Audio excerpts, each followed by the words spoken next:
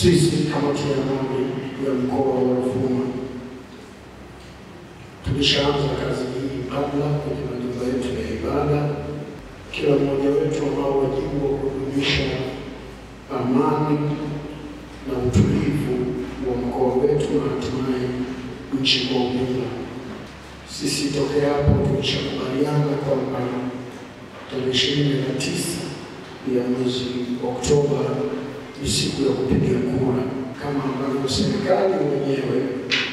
imeitenga siku hiyo kuwa ni siku ya mapumziko ili kurahisisha mchakato wa wananchi kwenda kutekeleza haki yetu ya kikatiba ya kupiga kura. Nitumie fursa hii pia kuwaasa na kuwaalika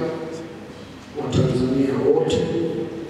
na Wanaruvuma kuhakikisha tarehe 29 tunajitokeza kwa wingi kwenda kutekeleza wajibu wetu wa kikatiba wa kuchagua viongozi tunaowataka ambao watatuongoza kwenye safari ndefu ya maendeleo kwa kipindi